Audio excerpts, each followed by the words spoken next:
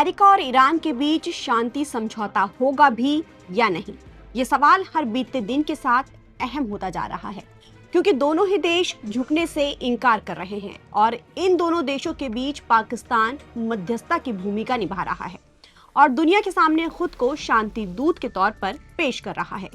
लेकिन उसकी असलियत सबके सामने आ गई है। दरअसल पाकिस्तान ने दुनिया को ये यकीन दिलाने की कोशिश की कि वो अमेरिका और ईरान को एक मेज पर बातचीत के लिए ला रहा है, लेकिन असलियत तो ये थी कि वो महज झूठी खबरों के जरिए सबको बेवकूफ बना रहा था। हकीकत तो ये थी कि ईरान के अधिकारी अमेरिका से बातचीत के लिए बिल्कुल भी तैयार नहीं थे। इसके बावजूद पाकिस्तान की सरकार ने झूठ फैलाया। उन्होंने लगातार ऐसी खबरें दी जैसे पाकिस्तान में कोई बड़ी मीटिंग होने वाली है। ऐसा माहौल क्रिएट किया कि पाकिस्तान में कुछ बहुत बड़ा होने जा रहा है। इस पूरी साजिश में बड़ी भूमिका निभाई पाकिस्तान की सेना की मीडिया विंग ISPR ने। उन्होंने गलत जानकारी फैलाने का काम इतनी सफाई से किया कि इंटरनेशनल न्यूज एजेंसी भी उनके झूठ को सच समझ बैठी और गलत खबरें चला दी। पाकिस्तान ने इस्लामाबाद में अमेरिका और ईरान के बीच शांति वार्ता तो कराई, लेकिन दोनों देशों के अधिकारियों में एक मेज पर बैठकर बातचीत नहीं हुई। आखिर में वार्ता फेल हो गई। ईरान सीज फायर की शर्तों पर अड़ा हुआ था, इसलिए आगे बात बढ़ने की कोई उम्मीद भी नहीं थी। फिर भी दुनिया की नजरों में खुद को अहम और खास बनाए रखने के लिए पाकिस्तान झूठ बोलता रहा कि बातचीत बहुत अच्छी चल रही है। उसने अपनी इज्जत बचाने के लिए असल सच्चाई को छुपाए रखा और झूठी कामयाबी का ढोल पीटता रहा।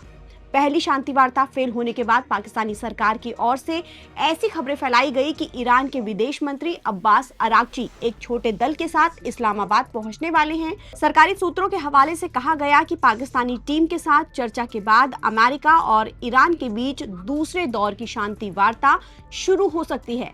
ये भी दावा किया गया कि अमेरिका की एक सुरक्षा टीम पहले से ही इस्लामाबाद में मौजूद है ताकि बातचीत के इंतजाम संभाले जा सके।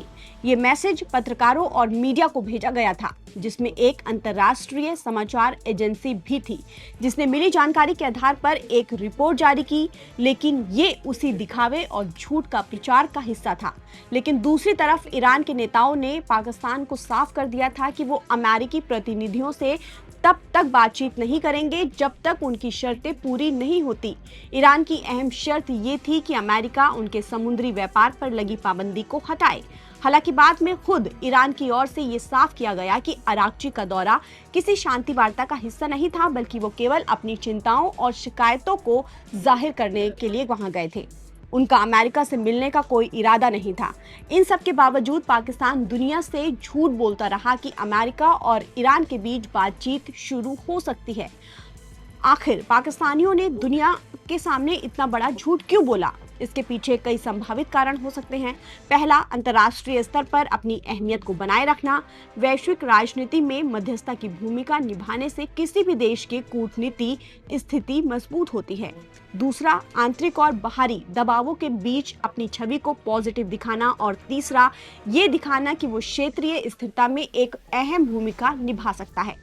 अमेरिका और ईरान के बीच शांति समझौते की राह अभी भी कठिन बनी हुई है। दोनों देशों के बीच समझौता कब होगा, ये देखने वाली बात होगी।